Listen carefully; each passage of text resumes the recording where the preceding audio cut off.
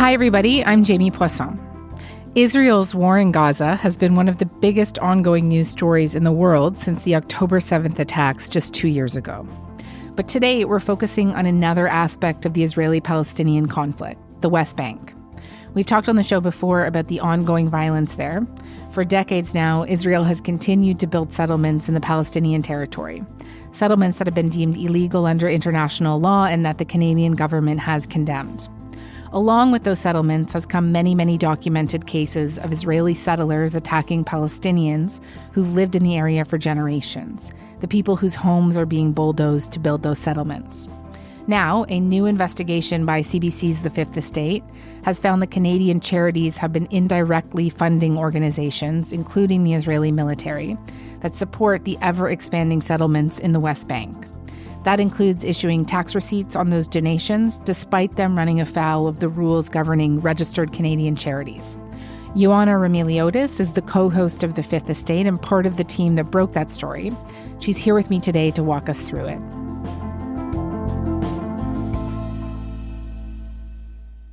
Hi, Ioana. Thank you so much for coming onto Front Burner. Hi, Jamie. It's good to see you. So this August, you went to the West Bank to visit a few of the Palestinian communities there. And just could you tell me a bit about the communities that you went to?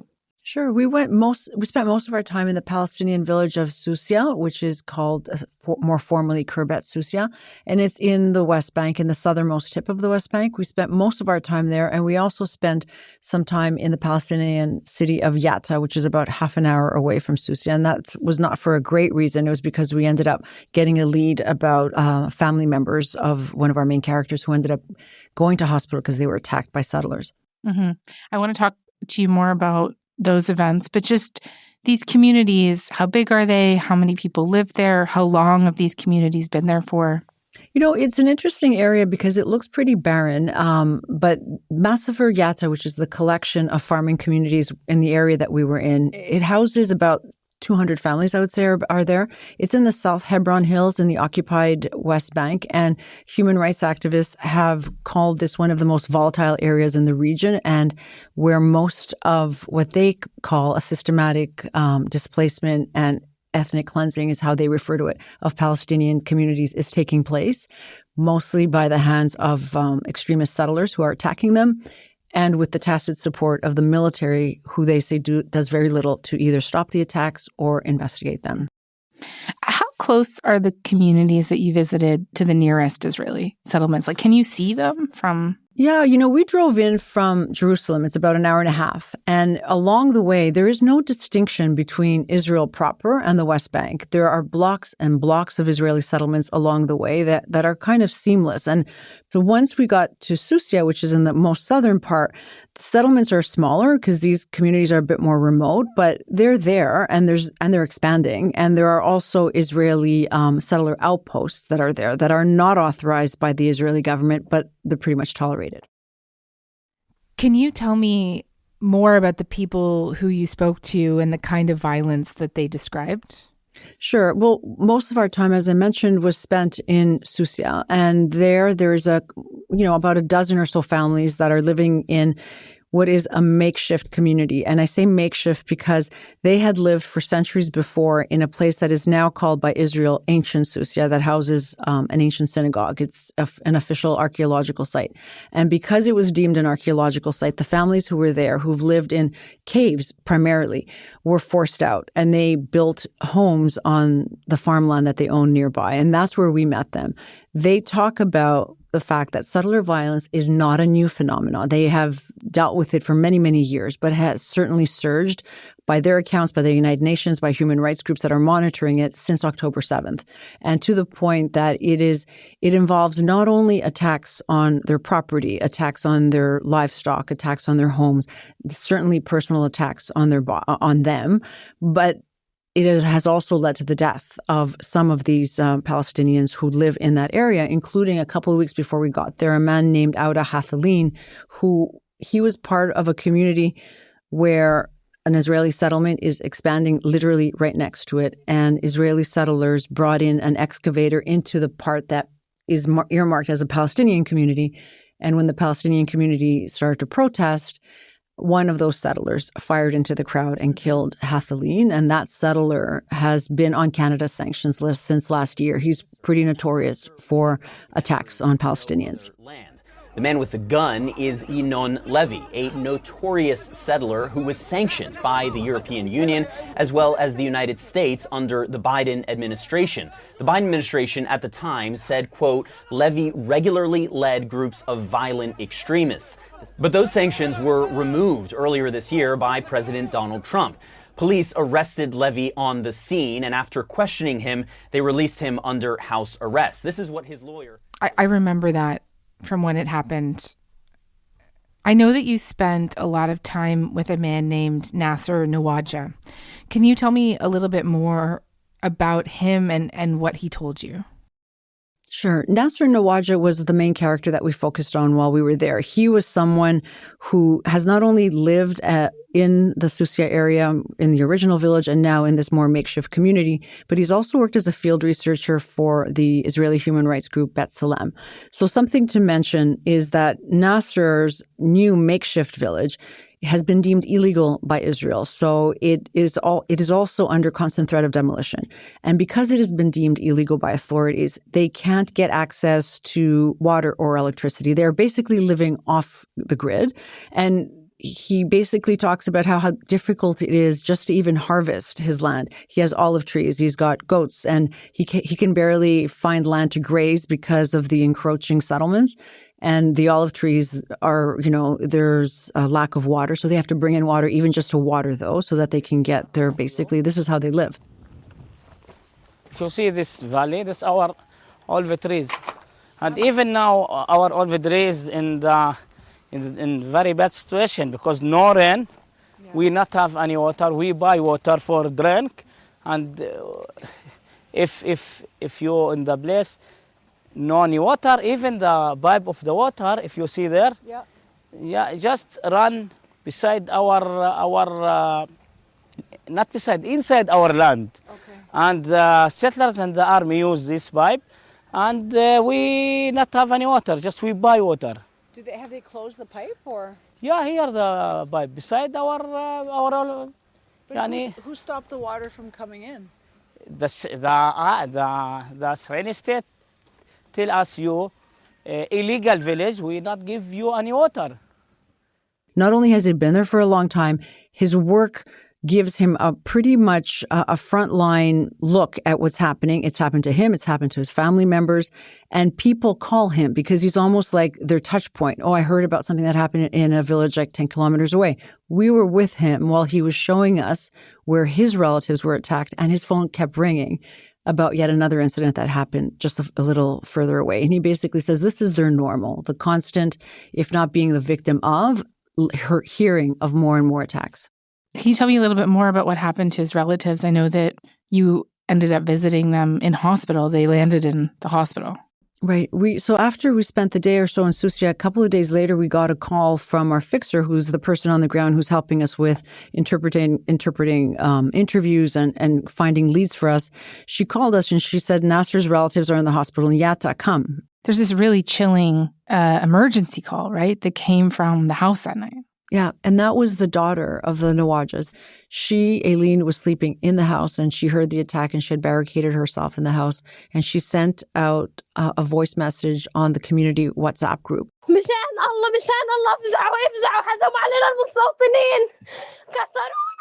So we raced over. It's about an hour or so from Jerusalem where we were staying.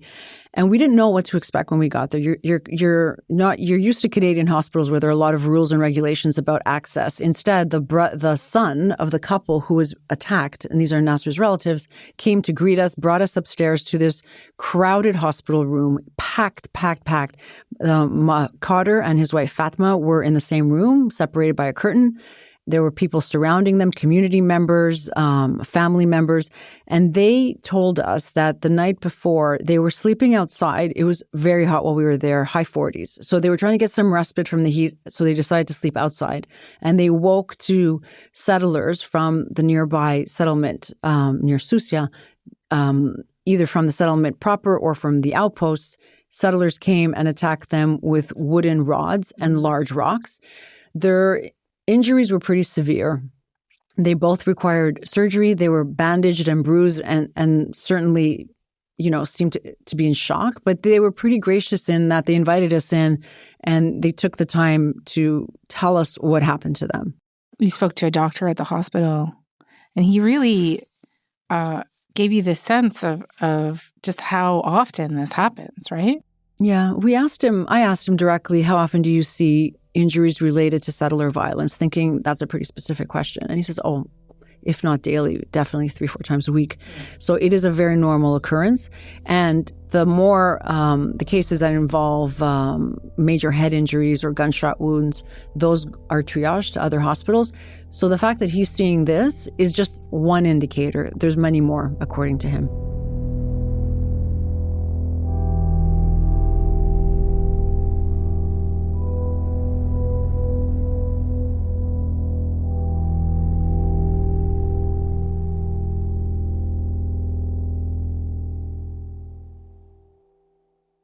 Let's talk now about how all of this links to Canadian charities.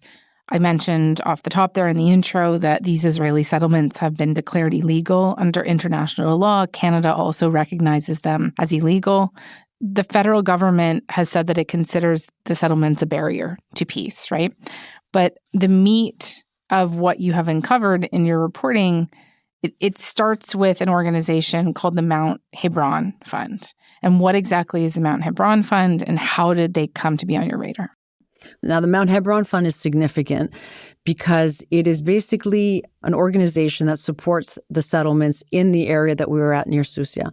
And its stated goal is to help promote the expansion of settlements.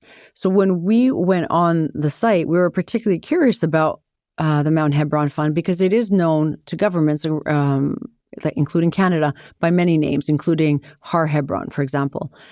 We find out that they are on Canada's sanctions list as well for facilitating, encouraging, even financing settler violence. So we wanted to see if, in fact, this group that was on this Israeli website was accepting Canadian donations, because it appeared that they were taking donations in all forms of currency, including the Canadian dollar. So we did an experiment and we donated $25 to it. And in an automatically generated email, we were thanked for our donation and we were promised a tax receipt from a Canadian charity called Mizrahi Canada. So you reach out to them, right? What happens? Well, we reach out to them and we reach out to the Canadian charity that is promising the tax receipt. And this was weeks later. We didn't make that ask right away. We were just trying to gather as much as we could to understand how this was working. So it was weeks later. And after we asked for those interviews, we got an email saying, we're sorry, we took your donation in error. There will be a refund. There was a technical error on the website and that should not have happened. And shortly after, when I checked again, they had stopped accepting donations in Canadian dollars, but we're still accepting in other currencies. Tell me more about this Mizrahi organization of Canada, the one that promised you the tax receipt. This is a group that has already been the subject of public complaints to the CRA, right? And what ties did they have to the actual settlements? So Mizrahi Canada was offering Canadian tax receipts for donations to the Mount Hebron Fund.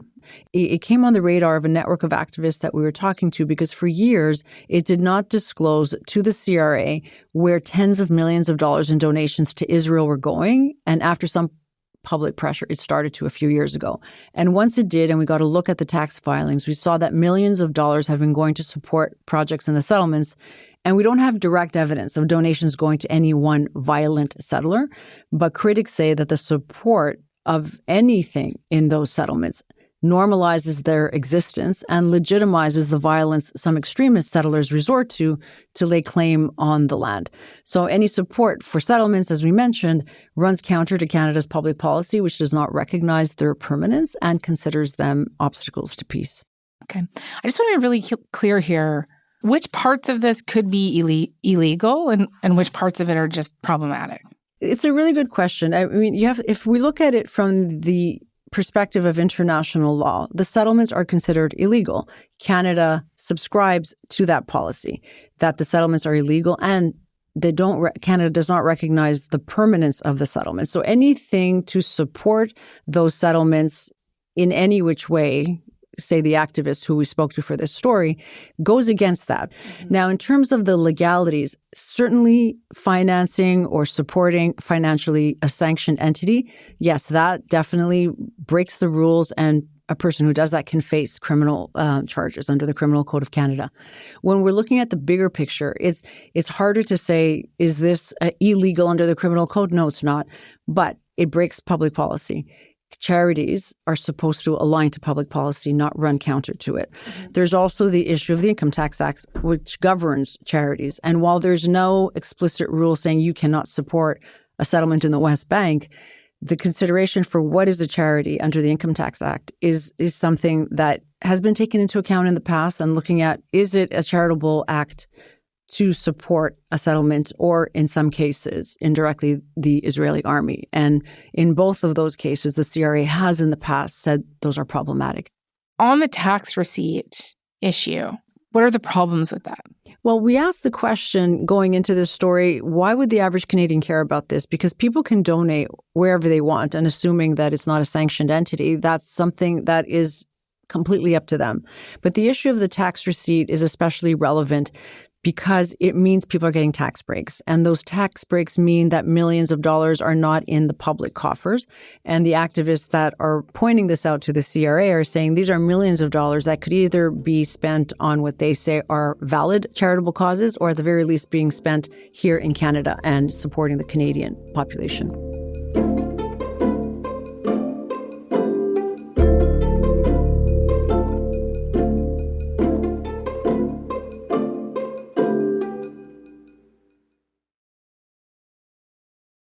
I know you looked at a few other Canadian charities with links to both the West Bank settlements and the Israeli military. Should we start first with the Jewish National Fund for Canada? The CRA actually revoked their charitable status last year. Why was that? Well, last year, the CRA revoked that charitable status of the Jewish National Fund of Canada, in part for failing to have control and direction of donations sent to Israel. Because one of the rules governing charities is that, yes, you can raise money for another country, but you have to show that you know where that money is going and how it's being spent. And that was a violation that they found. And they also found in past audits that conducting projects in the occupied territories and supporting the armed forces of another country also ran counter to Canadian public policy. So it's certainly been a matter of concern for the CRA. Now, JNF Canada is appealing the revocation through the courts. And last month, it announced that a registered Canadian charity called Friends of JNF Canada would has stepped forward and would be, accepting donations for similar projects, and that it would also keep issuing tax receipts. So certainly the work seems to be going on, yet just now through a different charity. And JNF was also involved in the building of a place called Canada Park in the West Bank. And what exactly is Canada Park, and how is JNF connected to it? Well, shortly after Israel occupied the West Bank in 1967, JNF Canada raised millions of dollars to build Canada Park on the land where 3 Palestinian villages once stood. Canada Park, we were there, it's basically a nature park with some picnic tables, a place that you can walk around. It's not, there's no structures on it, but it's certainly meant to be a recreational space for people in Israel.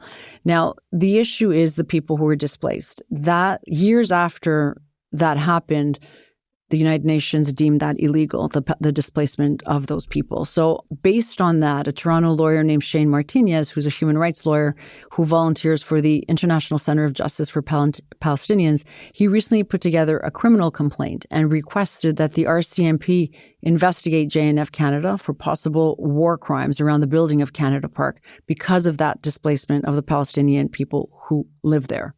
There are also other Canadian groups that support Israeli soldiers. They don't support the IDF directly, but they do things like help former soldiers find jobs after their military service, for example. People might remember, in particular, the Hessig Foundation, which was co-founded by Heather Reisman, the CEO of Indigo. That was a big story about a year ago when some Indigo stores were targeted by protesters. The activist targeted Indigo's CEO, Heather Reisman, who is Jewish, because her nonprofit supports former soldiers of Israel's defense forces. Indigo did not respond to requests for comment.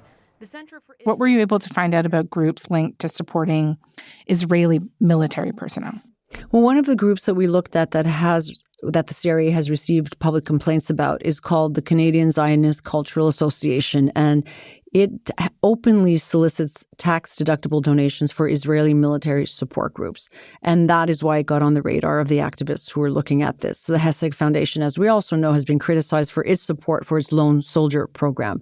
Now, the activists are calling on the CRA to crack down on those charities because they argue that any support is equal to funding a foreign army in some form or another, because they say the Ministry of Defense in Israel is in fact responsible for supports that extend to the ones we're seeing it with these charities, which could be mental health support, it could be educational support. So they're saying that falls within the domain of the Ministry of Defense and therefore should not be a charitable cause.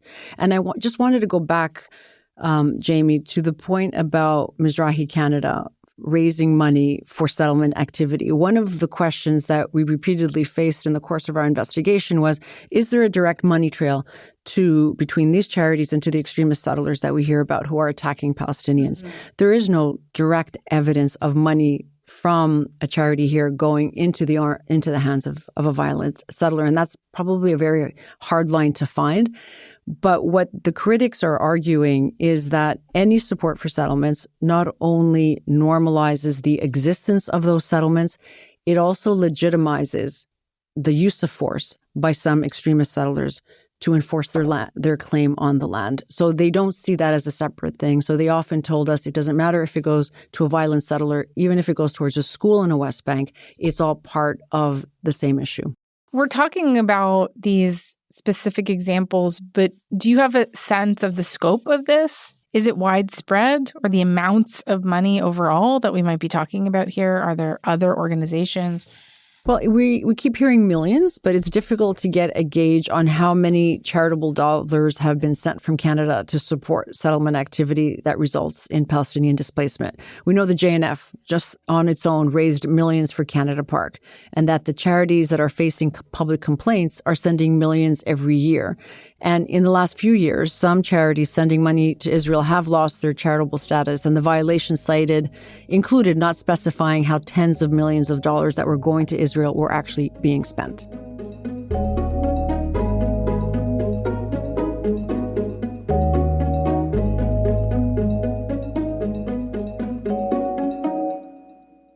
So what has the CRA said about any of this? Have you been able to speak with any government officials where this would be their purview? CRA declined our request for an interview. It did provide some context that we were able to find online. They have revoked the status of some charities that were sending money to Israel, mostly for violating issues on direction and control of where the money was being spent and whether or not that charitable cause was in fact a charitable cause. So there is some history of action. In the cases of the groups that we were looking at, we know that there are public complaints, but they would not comment on those. We also reached out to the finance minister, who basically oversees the CRA, and his office rather said that he would not be available for an interview. So we went to Parliament Hill and we waited for him, and we were able to stop him for a minute or two and to ask him, yes. Can you help me understand, why does Canada allow charities here to support Israeli settlements and even the military in the occupied territories when that goes against Canada's public policy and the tax laws? He stopped for a moment. He talked about the fact that all registered charities are supposed to follow the rules and principles that are in the tax code, and that these rules have been established for a long time. I think the laws of Canada are in line with what you find in other G7 countries, as far as I know, and we always make sure with the CRA, which is the Canadian Revenue Agency, that anyone who wants to qualify as a registered charity follows all the rules and principles that we have in the tax code. And as far as I know, these rules have been well established in Canadian law for a long time. Yes, so that's what I can say for now. And certainly I asked him, but what about people who violate those rules? And by that point, he walked away. So we didn't really get a satisfactory answer. It's certainly something, though, that the activists that we spoke to continue to put pressure on, either through online petitions or calls to his office. What about the charities themselves? The charities themselves also refused to speak to us, or simply didn't answer our emails. That's probably the more accurate way of saying it. Mizrahi Canada, we left emails, phone calls, and we even called the man who runs it while we were in Jerusalem because we heard that he spends half of his time in Israel. We did get him on the phone. He hung up on us. The CZCA is the group that basically solicits donations in support of military personnel. We also reached out to them, phone calls, emails, no answer. And one of our colleagues went to a fundraising event just a few weeks ago and approached people there asking the security. It was very, very heavily, huge security presence. And basically couldn't get past the front door. Asked them to send an organizer out. That was also turned down. So we didn't get anywhere really with the charities themselves. And we also spent a lot of time reaching out to different recipients of the donations. And we only heard back from one of them, Regavim. Right. So tell me more about Regavim. This is an organization that I understand is based in Jerusalem. On their website, they call themselves a, quote, public movement dedicated to the protection of Israel's national lands and resources. So Regavim is a very controversial group because it was co-founded by the ultra-nationalist minister Bezalel Smotrich, and he has also been sanctioned by Canada for his role in facilitating settler violence. So those are the roots of Regavim. And what Regavim does is it calls itself a think tank and takes issue with any Palestinian structure in the West Bank that doesn't have a direct land deed, which is, for most of these villages that have been around for centuries, it's very difficult to procure a land deed. So what they do is they go to courts, they mobilize and advocate on push the government basically to demolish these homes. This is how places like Susia have come under threat of demolition constantly. And it is partly from the work that Regavim does, because their point is that settlers are actually not settlers, that is a loaded term, because these are people who have an ancestral and biblical claim to the land, they say. So they're not the ones who are the intruders. Rather, they frame the Palestinian communities there as the ones who are the ones who do not belong there. So Regavim received donations from Mizrahi Canada. We were able to determine that through the tax records. It didn't receive a lot of money, about $16,000 Canadian, but the reason it was flagged is because of its controversial ties to Bezalel Smotrich, the ultra-nationalist finance minister, and the work that it does to quite openly try to displace Palestinians from the West Bank. When you were there, I know that you spoke with Israelis in Tel Aviv about this whole situation, and what did you hear from them?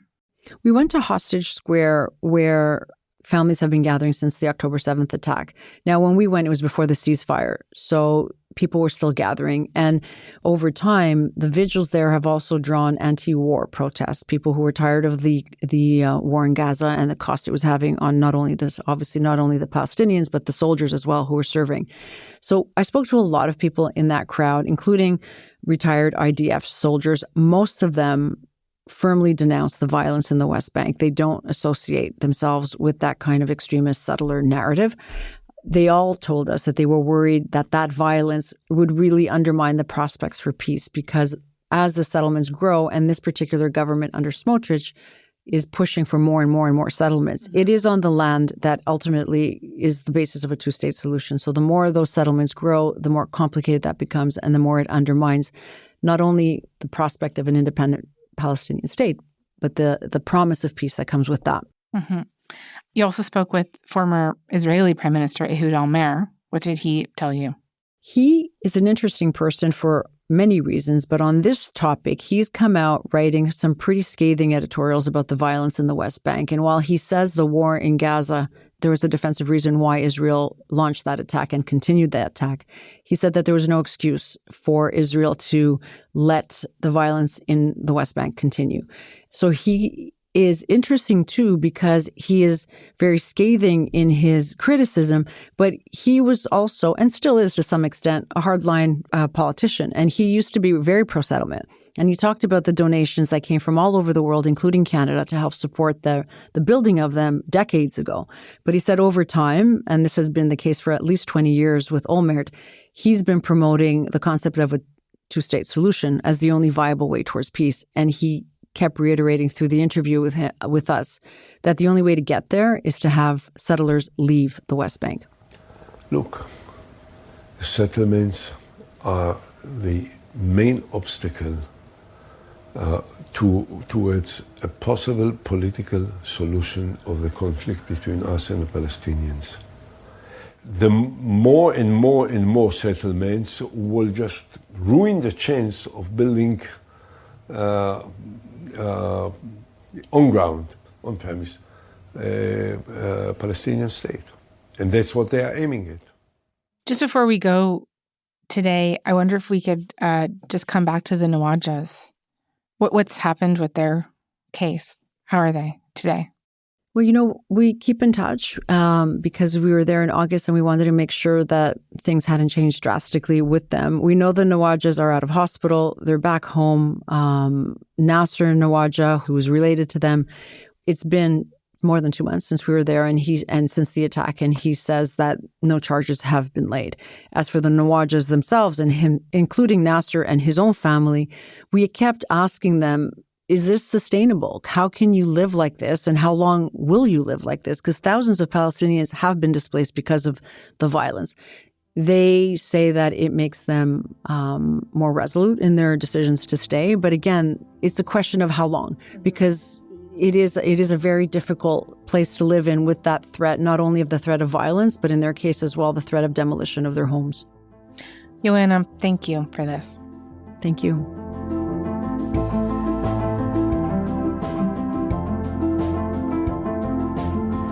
All right, that's all for today. I'm Jamie Poisson. Thanks so much for listening. Talk to you tomorrow.